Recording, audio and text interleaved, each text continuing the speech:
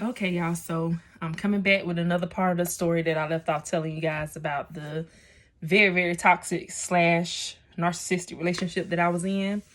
And I left off telling you about the different things that was going on. And we left off talking about, at this point, he's an alcoholic and he popped pills. Okay. So after that conversation with him that night where he called me up crying, telling me that he took this pill, we move forward because he tells me that he is willing to go and get the help if we find him a rehab to go to, that he's willing to go and do that. Okay. So here I am, at this point, now that he said that, things are going kind of smooth, you know what I'm saying? Nothing really going on too much at this time. And so just one particular day before I go to work, I still work that night and all that good stuff. And I'm cleaning up the hotel room, I'm just, tidying it up or whatever. And he no longer, remember I used to tell you that he used to hold my my wallet and my keys and my phone and stuff whenever we would go out in places and stuff like that. Okay, so now we don't do that no more. Now I hold his wallet.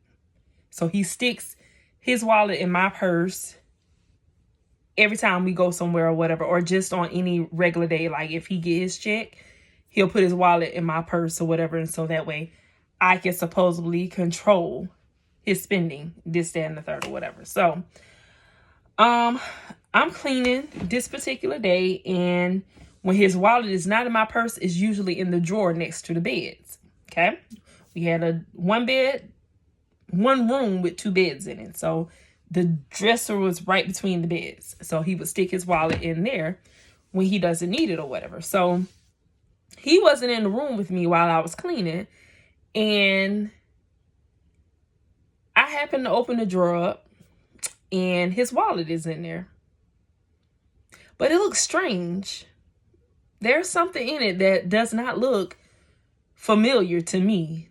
It's something that I've never seen in his wallet before, you know what I'm saying? So I pull it out because the wallet looking weird and I want to know what it is, because he has no problem with me going through his wallet or whatever. He gives it to me. So I pull out the drawer and I open it up and boom, the wallet got a bulge in it, an unusual bulge. So I pull it out, open the wallet out, and I pull out whatever is in there.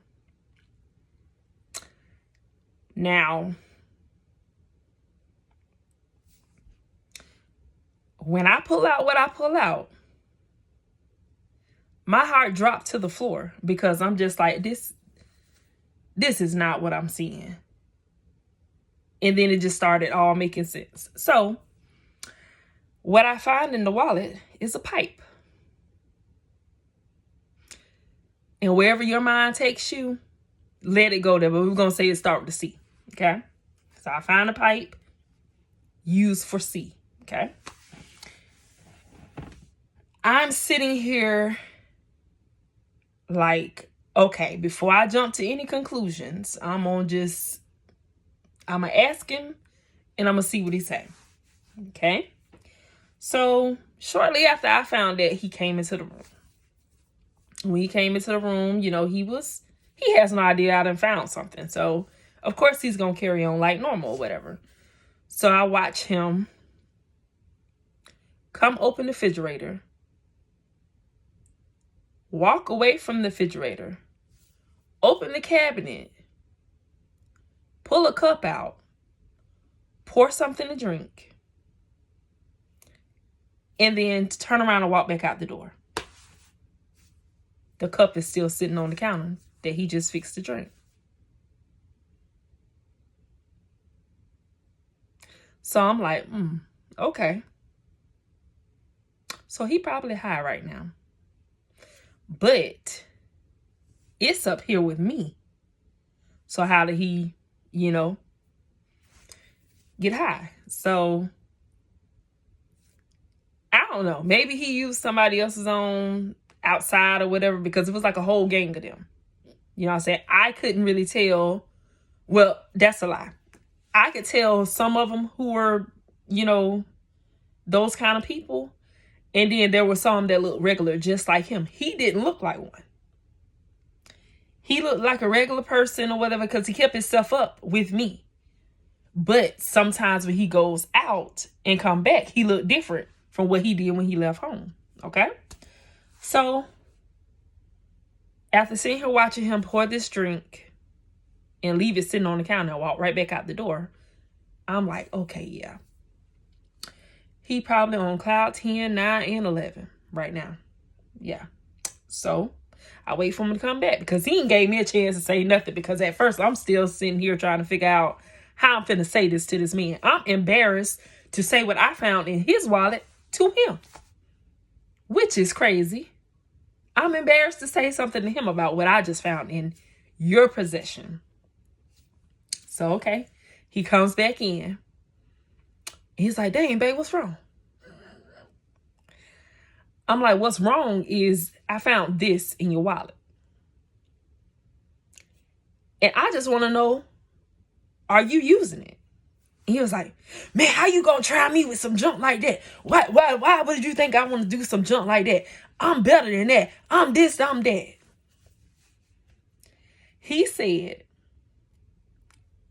he rents that to the people who do see, while the person who give it to them, he's along with them and he rents the pipe to them. I say, I ain't the smartest woman in the world and I ain't dealt with a whole lot of this before in my face. I say, but I'm quite sure that I ain't never ran into one who does see, who need to borrow somebody else's pipe, who need to rent somebody else's pipe. So you gonna pay for the pipe and you gonna pay for the see? I say, nah, that don't make sense to me. I say, come on, man. If you doing this, you need to go and tell me now.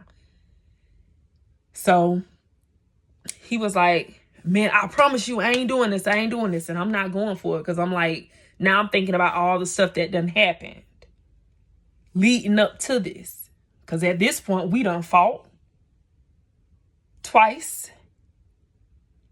And now things are just, it's getting crazy. It's getting out of hand or whatever, you know what I'm saying? And so I'm just like, you know what I'm saying? It done smoothed out, but it still was crazy building up to this day. You know what I'm saying? So I'm just like, man, listen, you need to go and tell me something. And so he want to stand here in my face and keep lying and keep lying. And so I didn't get an answer out of him face to face, but when I got to work, because I went to work that night, so at that point, you know what I'm saying, I'm starting to move different because I'm just like, ain't no way he just renting that to somebody else. He is definitely using it himself, you know what I'm saying? Because I'm looking at the things that he's been doing and how he's been acting.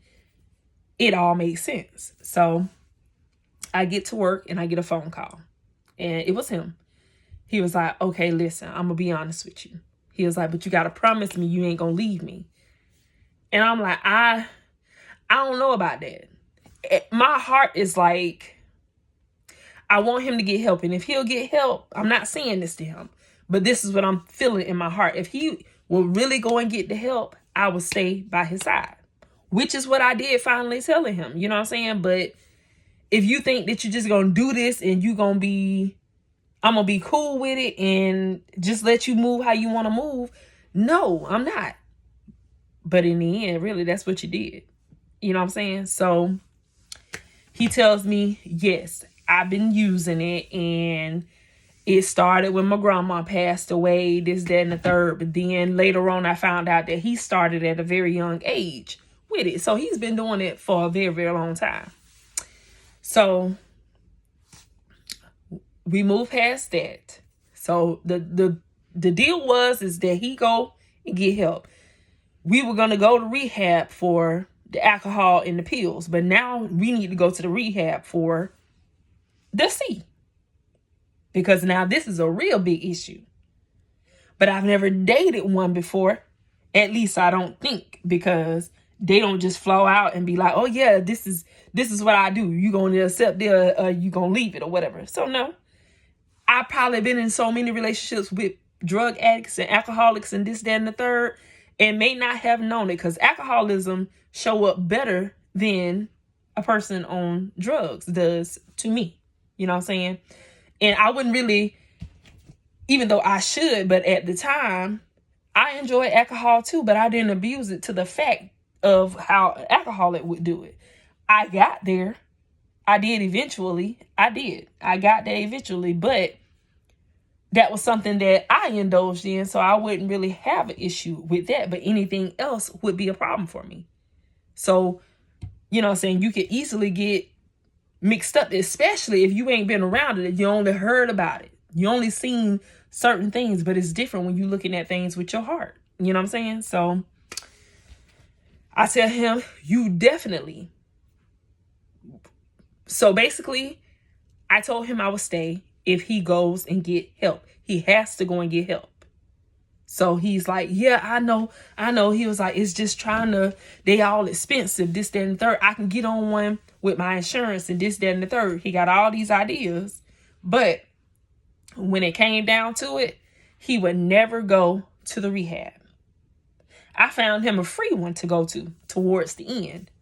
He still ain't go to that rehab.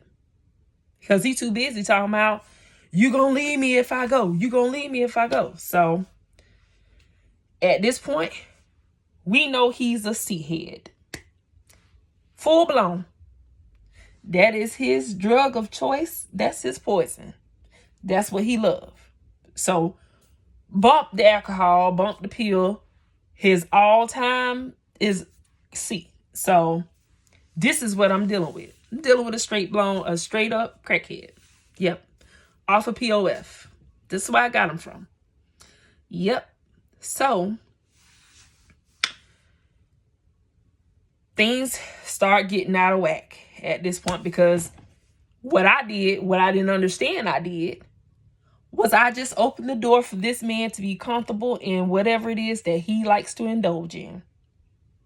And I don't care how many times I say, you need to stop, you need to go to rehab, you need to get help, you need to do this, you need to do that. That man be like, yep, I'm still gonna smoke. You know what I'm saying? It ain't nothing you can do. It's all them. They have to do it on their own. They have to want their help on their own, because you can't make them get the help. So now that I know what it is he really does, things is getting more crazier and way, way out of hand. You know what I'm saying? So, like I said, we're staying in a hotel. We stayed in the hotel for a good while. So another incident happened where one night he came back. I'm thinking he leaving the hotel to go and, get into this stuff. No, it's right there at the hotel. As a matter of fact, right around in the same building, just down the hall on the backside of our room. That's where he can go and chill and get everything he wants.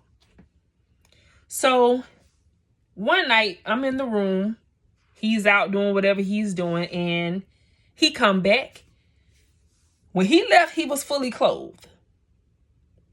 He had his chain on. He had a vest on. He looked nice and decent when he left. When he came back, this man ain't had no vest on. He ain't had no chain on. He only had on one sock. He ain't had no shoes. His shirt was all pulled, and he looked at a terrible mess when he came back to the room. So I'm like, what happened to you?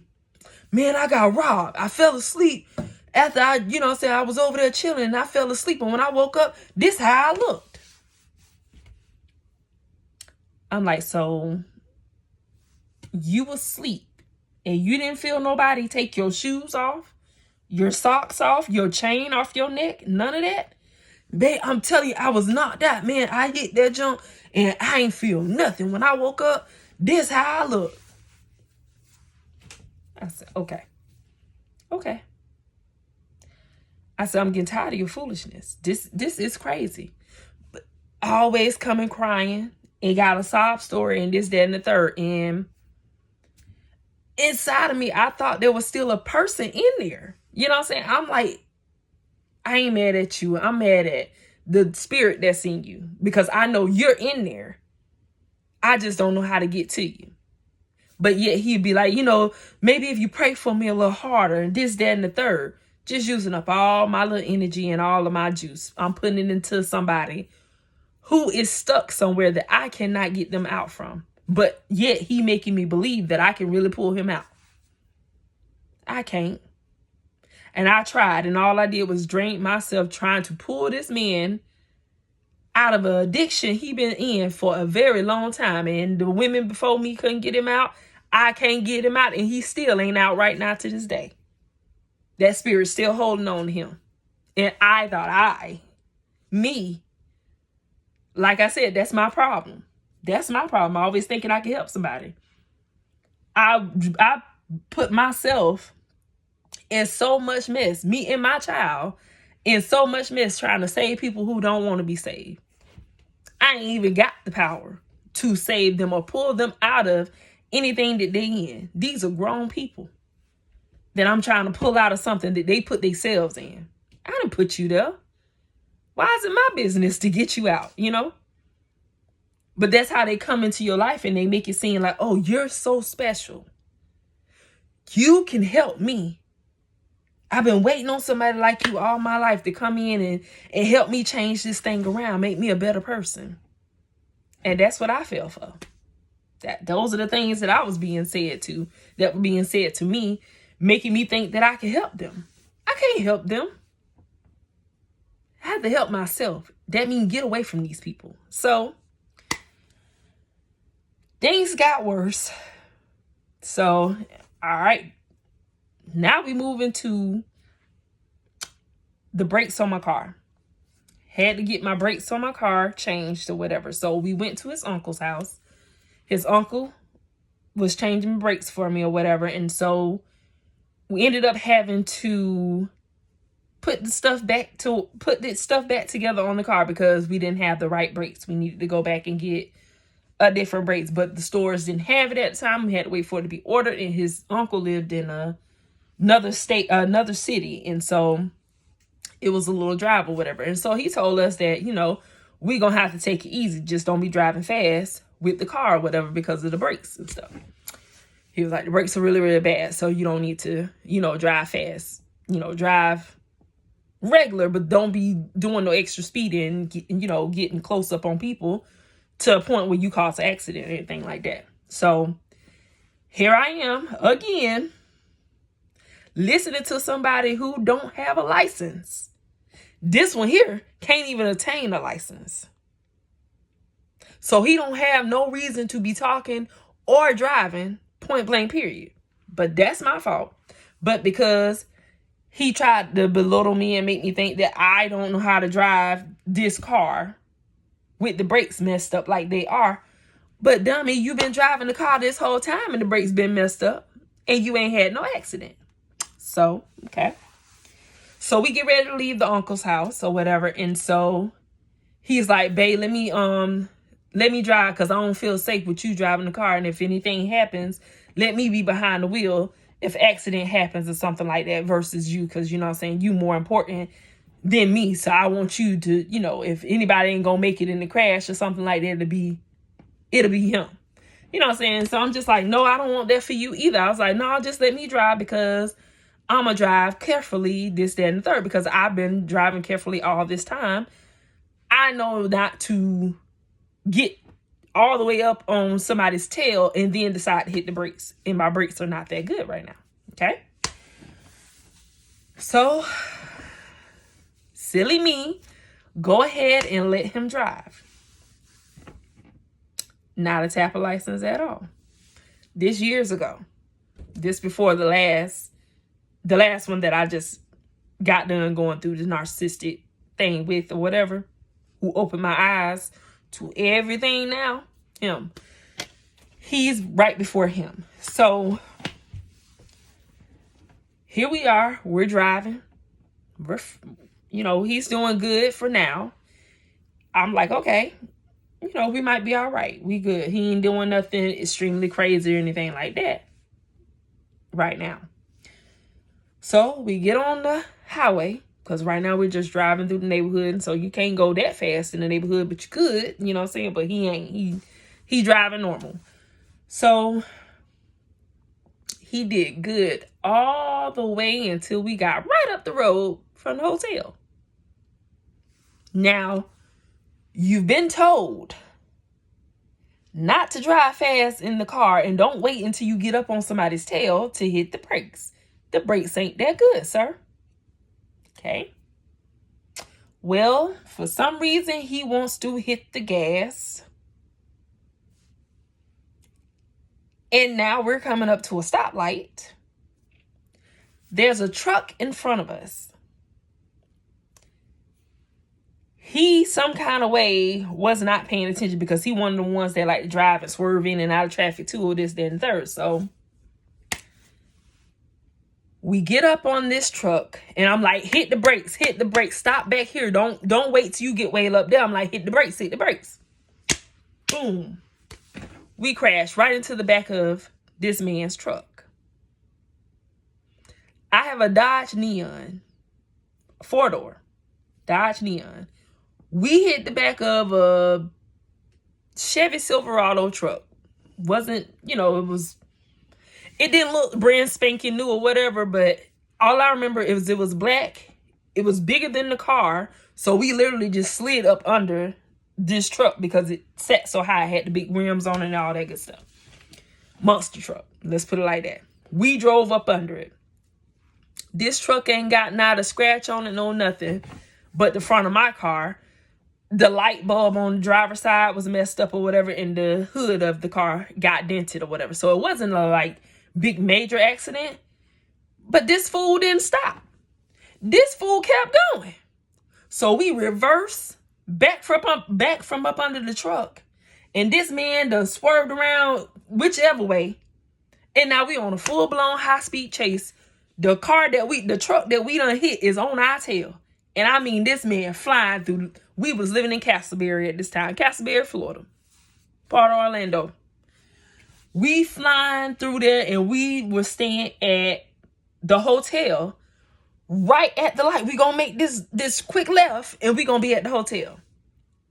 We are there. We are home. And you gonna try and take us on a high-speed chase. This man done drove through the drive-through the wrong way. He done drove through a bank the wrong way. We done jumped a ditch in a Dodge Neon. We flying. We gone.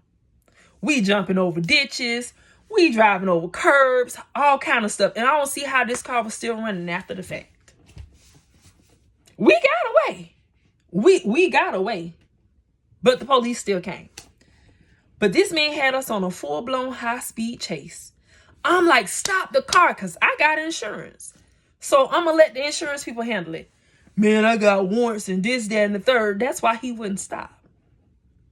But you say to me, let you drive so that way if anything happens in the car, it will be you and not me, this, that, and the third, which is crazy. I should have just drove, but it would have just been a whole argument going back and forth with him about who gonna drive the car, this, that, and the third. And ain't nobody want to do all that. So I let him drive. And boom, we have an accident. Nobody got hurt. Kids wasn't in the car, nothing like that. It was just me and him. So he jumps out somewhere. Tells me to drive, going on to the room or whatever, this, that, and the third. Because we done got away. So now I done jumped in the car, went back to the hotel, parked the car or whatever. Next thing I know, police shows up at the door. So police comes and they asked me. No, they didn't show up at the door. The police showed up at my sister's house because my insurance was under my sister's name. So they showed up to my sister's house. And my sister, my oldest sister, ended up calling me. And she was just like, I don't know what's going on.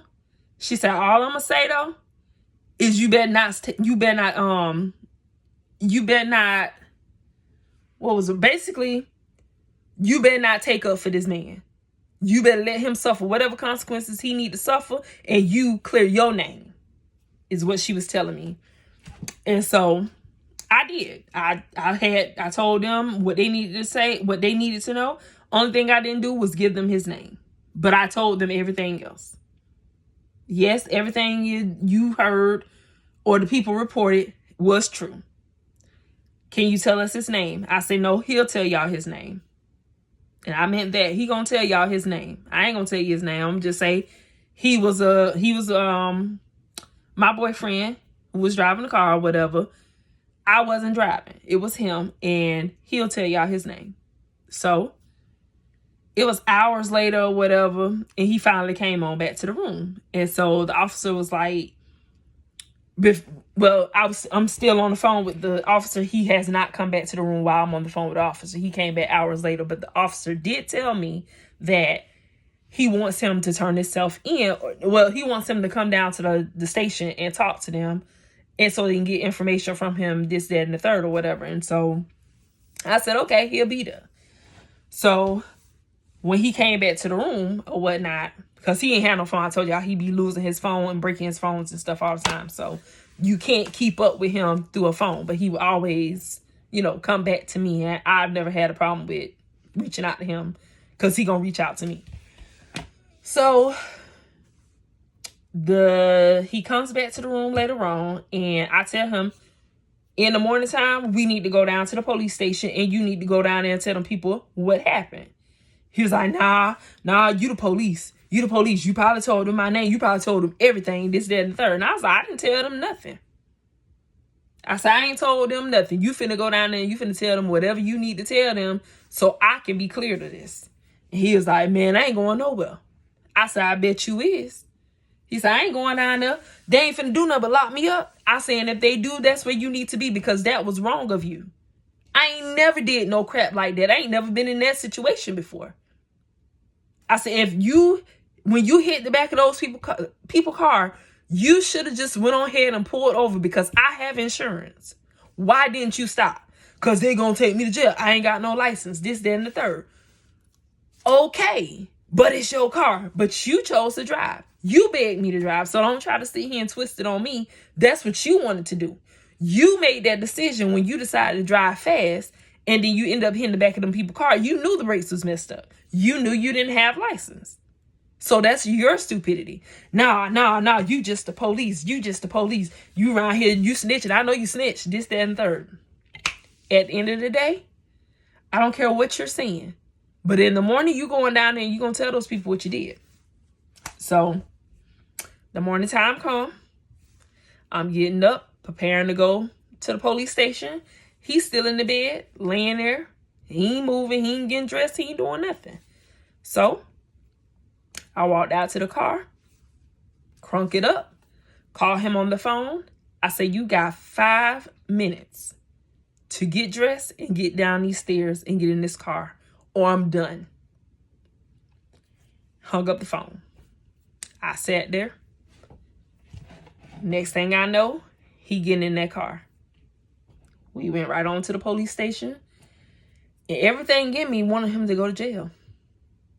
But this particular creature here that we talking about, not when I want it to happen, he don't go. It been plenty of times, and you'll get the stories. I'm going to tell you about it. It's been plenty of times I wanted him to go, and them be the days that he does not. So we go down there. He tell them everything. They ask me all the questions they going to ask me. They asked him all the questions they going to ask him. He cooperated. All he walked off with was a bunch of tickets. I'm like, God dang, why y'all just didn't lock him up? You know what I'm saying? Because at this point, I'm aggravated with him. You know what I'm saying? I still love him, still want to be with him, but I'm aggravated with him right now because this was unnecessary. I should have been done with him then, right? Yeah. No, that wasn't enough. Don't take a whole lot. I could take a whole lot of stuff, y'all. And that's something that I'm working on now. Don't let it be too many times, girl, that somebody got to keep showing you stuff before you be like, okay, I'm done. Like, I'm tired of this now. No, that's what I'm learning now. So y'all ain't got to say it. I'm learning now to not ignore what people are showing me when they show me what they show me. You know what I'm saying? That was my journeys. I had to go through those journeys to get to this place. So he walks away with just paying tickets and court. You know, we got to go to court and all that good stuff. And then the fines on top of that. So in that situation, he stopped cooperating. Since he got off with just the tickets, he just chunked that junk to the side and was just like, I ain't gonna worry about all this stuff. And he didn't. And I still stayed with him. Okay. So we move on from that. And something else went down. I just started getting sick and tired because now here I am. I'm starting to drink more. You know what I'm saying? It was a point where I was just drinking a little bit here and there. Stress started getting to the best of me because now he's starting to work me. And when I say work me, meaning if I'm in there resting and it's the middle of the night, I got to go to work. I got to be to work at 7:30. So you up all night because you do this, you know, you smoke seed. So you up all night. So mind you, I told you I hold his wallet. And so if he get a check, his wallet is with me. I'm supposedly be controlling the money. And so I was doing it for a minute. You know what I'm saying? He would call and be like, because he's not in the house. If it's nighttime, he's outside. In the afternoons, he more so sleeping throughout the day. And then when nighttime fall, he, running the streets. So I'm in the room sleep. He blowing the phone up because he needs $20. He needs $40. He needs $60. This his money. But I'm the one making sure the bills and stuff get paid. So once I pay what I need to pay, whatever change is left over, is his to do what he needs to do. So he don't have to bug me and stuff like that. So here it is. He taking away my sleep at night. Babe, can I get $20? Can I get $40? But this is his money, not my money. He's begging and asking me because he's trying to pretend like I'm doing this, but I'm going to eventually get help. We going to end at the rehab center. So I'm like, okay, cool, whatever. So he making me think I'm in control of the money. And I'm not. Not at all. So he's like, oh, I need $40. So I get him the money or whatever. And then an hour or two later, he calling again. Babe, I need you to run me over here to this place real quick. And then I started doing those things. You know what I'm saying? I'm running him all the way across town or something in the middle of the night. Or running some more of his little crackhead friends and him to the bank to go withdraw money or to go get money from this place and money from that place or whatever. Just doing their own little, what crackheads do. So I was doing all of that stuff, you know what I'm saying? Just running him around, just stupid. Out here in my mind, just stupid, you know what I'm saying? So I really finally got tired. And I decided to run away. So I was sitting here trying to figure out how to get away from this man because this man had his claws in me so good that I don't care where I went, this man could find me. He could find me and would pop up there in a heartbeat. He didn't care. So I had to sit and think, how the heck am I going to get away from this man? So I ended up going to another city, which is not his city, but still his city. You know what I'm saying? But that was where I could go to have a roof over me and my son's head or whatever. So I'm going to let the hotel go and I'm just going to go because now we're fighting more. He's, what started happening is that he started selling my groceries out my refrigerator to the people who were selling him the stuff or giving it to people who was like himself that didn't have food and stuff like that. He was giving my food and stuff away. The one time I was sitting so this one day, I had got paid and I always made sure he ate. You know what I'm saying? I always made sure I fed him and stuff like that. So this day I got paid or whatever. And I'm not into supporting his habit financially wise, but I was still supporting it. You know what I'm saying? Because then it did become that way. So this one day, I got paid or whatever, and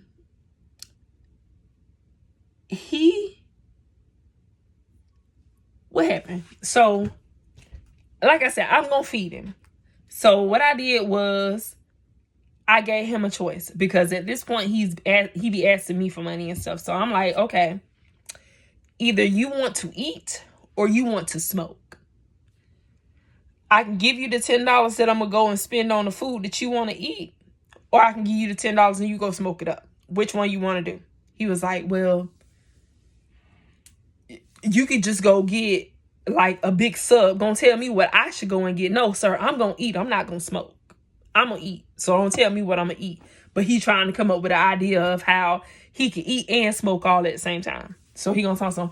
Well, I thought maybe you should just go down there to Hungry Howie's and get Sun a little personal size pizza, and then get a large pizza for me and you. That way, me and you can just share the large pizza, and Sun can have his own thing or whatever. I said no. I said, you either gonna eat or you either gonna smoke. Which one do you want to do the most? He was like, well, just give me the money. I said, I thought so.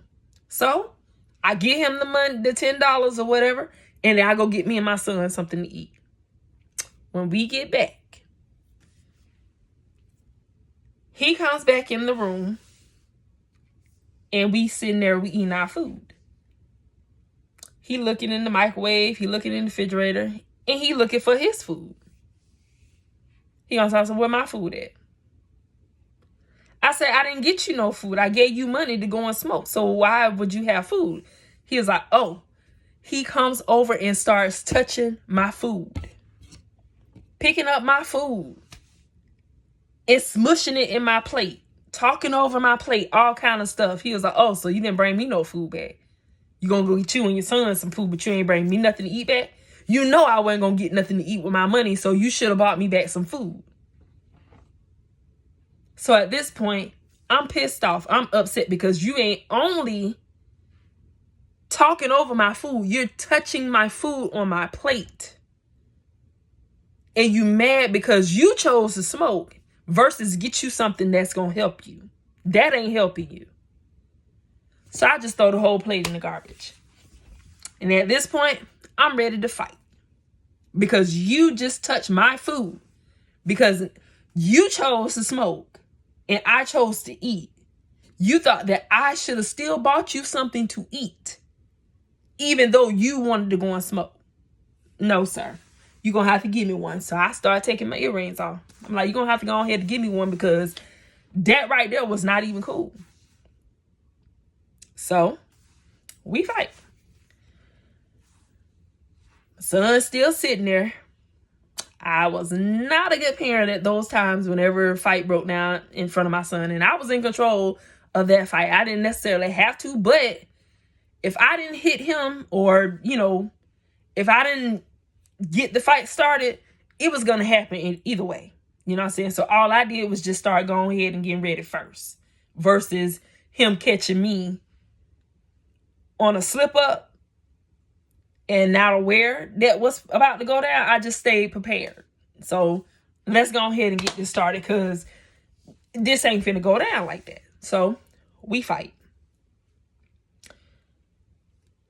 The next day, I'm at my second job, because it's the weekend.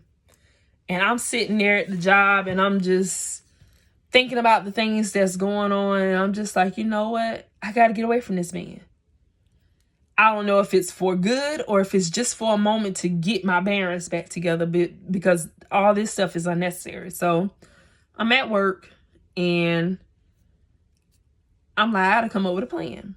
So I decided to, because he normally gone in the nighttime anyway or whatever, so it shouldn't be too hard for me to get away. So I go to work and I come up with a solution and a plan or whatever, and